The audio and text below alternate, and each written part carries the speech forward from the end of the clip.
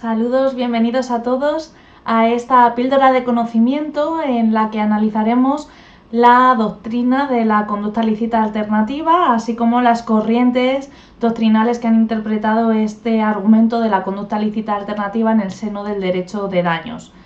En esta primera píldora de conocimiento analizaremos cuáles son las dos vertientes doctrinales según las cuales este argumento de la conducta lícita alternativa se integra en el criterio de la imputación objetiva, y la otra corriente doctrinal que argumenta que esta conducta lícita alternativa o argumento de la conducta lícita alternativa incide en la relación de causalidad, especialmente en la producción de daños como consecuencia de omisiones de conductas diligentes.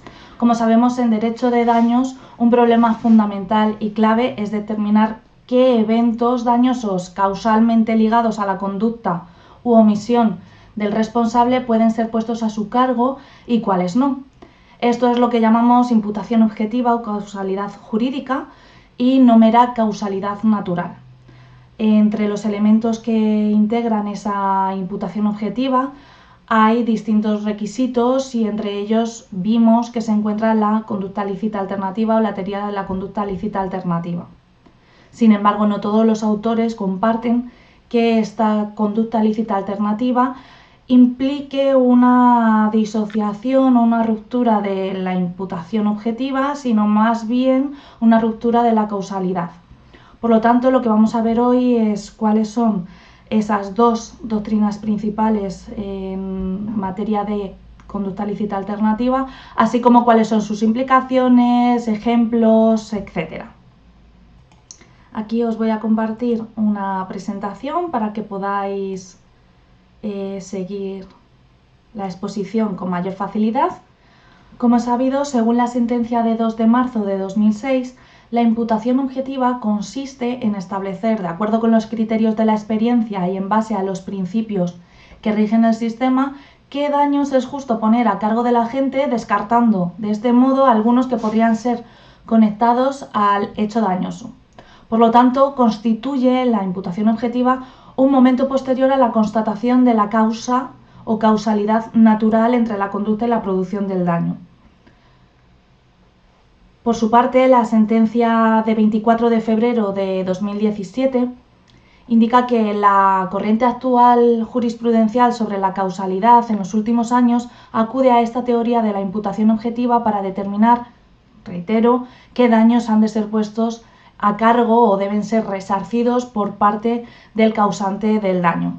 Para ello, dice la sentencia que la teoría de la imputación objetiva tiene como pautas o reglas las siguientes. Primera, los riesgos generales de la vida.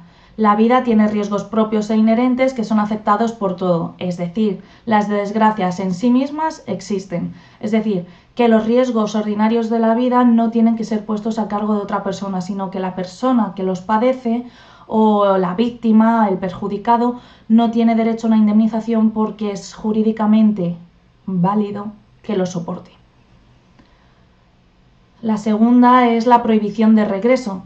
Encontrada una causa más próxima, debemos excluir las más anteriores o las previas. No debe irse más allá, más atrás, buscando causas remotas. 3. La provocación. ¿Quién provocó la situación? Sin descartar que sea el propio perjudicado el que asumiese un riesgo no justificado. Es decir, la asunción del riesgo por parte del perjudicado también va a ser suficiente en determinadas circunstancias para eximir de responsabilidad a la gente. En cuarto lugar, el fin de protección de la norma, es decir, que el incumplimiento de la norma general de conducta y que comporta la negligencia por parte de la gente debía prever o tratar de impedir la producción del daño que con ese incumplimiento se ha producido finalmente. En quinto lugar, el incremento del riesgo o, en nuestro caso, la conducta lícita alternativa. Es decir, tenemos que evaluar si el daño se habría producido de igual manera, aunque se adoptase una conducta correcta o no negligente. Es decir, con la conducta de la gente se ha incrementado el riesgo de producción del daño o de todas formas el daño se hubiera producido. En sexto lugar, la competencia de la víctima. Y en último, y en todo caso, como cláusula de cierre, dice el Tribunal Supremo, la probabilidad, es decir, lo que permite excluir la responsabilidad en supuestos de eventos altamente improbables, imprevisibles y que a la postre nos recuerdan al caso fortuito. Así, en nuestra doctrina se ha debatido si esta teoría de la conducta lícita alternativa afectaba a la imputación objetiva o más bien a la causalidad natural entre la producción de una acción o una omisión y la producción o acaecimiento del daño. Respecto a los que consideran que se trata de un problema de imputación objetiva, incluyen este criterio, como acabamos de ver en la sentencia del Tribunal Supremo, en el requisito del incremento del riesgo por parte de la conducta del agente, incremento del riesgo de la producción del daño.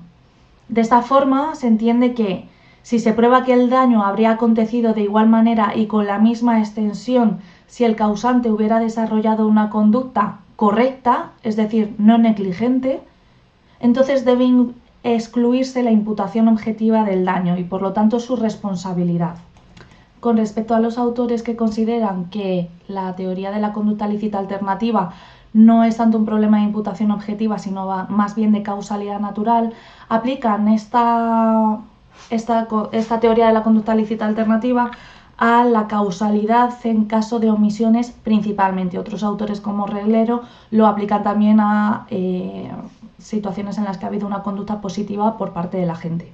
En este sentido, el argumento de este sector doctrinal permitiría decidir cuándo una omisión, en el caso de los nacimientos indeseados o wrongful birth, sería una omisión del deber de información, es una causa del daño. Por ejemplo, si el bebé que estoy gestando viene con una trisomía 18 y pese a haberme realizado una prueba de diagnóstico prenatal, invasiva o no invasiva, el médico no me informa de que viene con esta patología y impide que tenga un bebé sano o que tome una decisión fundada antes del parto respecto a la interrupción o no del embarazo. En ese caso se trata de decir si ante esta omisión del deber de conducta, que era la información sobre la patología del bebé, si esa omisión de la conducta debida ha sido o no causante del daño.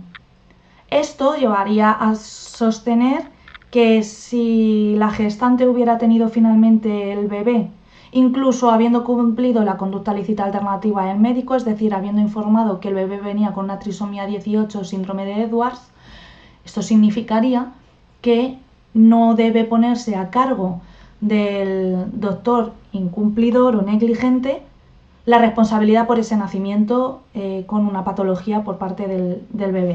Y hasta aquí esta primera píldora de conocimiento en la que hemos analizado las dos teorías principales en materia del argumento de la conducta lícita alternativa en derecho de daños. En la próxima píldora de conocimiento analizaremos los supuestos prácticos y ejemplos que ilustran cada una de estas doctrinas. Os espero allí. Saludos.